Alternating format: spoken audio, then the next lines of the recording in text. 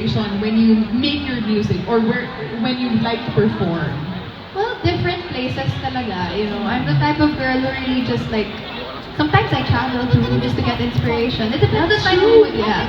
Oo, tama. Because when you travel, you get to explore. Tapos, kunyari, may nakita kang bagong flower. You never know. Yeah, diba? yeah. Or you can take inspiration from your friends. That's You- true. yeah. Even the mood of being with your friends. Yes. And you know, that speaks a lot about self-love. Because in the music that you create, right? It also is all about where you're coming from. Yes. And the inspiration. Yeah. So, can you tell me about what inspires you, aside from the traveling and from your friends? Saan nanggagaling yung natural glow mo? Lalayo pa ba tayo? Of course, sa kanila. Sa lahat na sumusuporta sa akin. And of course, to fun. Yes, you know, speaking of traveling, you know, my best friend talaga when I travel, I think it's pag ako, lagi kong bit-bit with me sunscreen. Sunscreen, Yeah. sagot. I am also a fanatic of any sunscreen. As a matter of fact, like, as young as I could remember, nagsimula na rin ako ng sunscreen. Ikaw ba? Yes, you know what?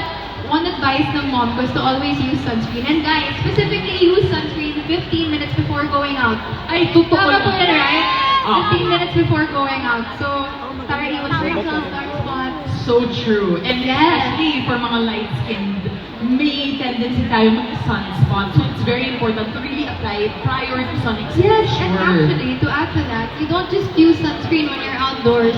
We tend to forget that we also use sunscreen indoors dapat, just to protect ourselves from UV. That is very Yes. true. There are a lot of elements, and even through the window, kahit hindi direct yung in English na lang. Even if it's not directly in your face, the sun, it will still reflect off the glass. Yeah. Ano yung paminsan sa kotse, no, when you're driving, hindi mo napapansin yun. Parang kunyari, ikaw yung nagda-drive. Mas dark ko sa side na to, mas nagtatan ko sa side na to. Yes. Kasi nga, mas may exposure sa side na Yes, to. So that's ayan, true. ang sikreto pala, maglagay ng sunscreen sa buong Yeah, and katawan UV, talaga. even just from your gadget. Just to That's protect true. your skin.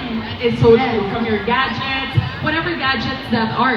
Actually, as a matter of fact, especially for our industry, we're also in front of lights all the Yes, time. yes. We need the protection from that too. That's true. Yeah. So how often do you put your sunscreen on? Alam mo, iba-iba din ang mga sagot eh. Pero I want to know what your regimen is. You know, usually, like, after I do my skincare in the morning, I apply sunscreen. And actually, guys, just tip. This is what I do po I mix my sunscreen with my tint or my foundation. Yeah. And you know what, with this sunscreen, it's so light, you don't even feel it at all. So it really matches with my skin and it blends just smoothly.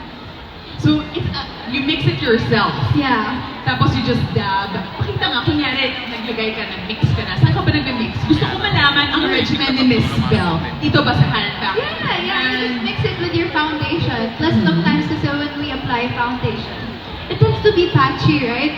But at the same time, I mean this one, when you mix it with your sunscreen, it's 2-in-1 na. It's skincare. At the same time, you have makeup on. Yes, that is so true. Yeah. It will also prime your skin before you put the makeup. So perfect talaga ang sunscreen. We cannot talk about sunscreen enough because we love sunscreen.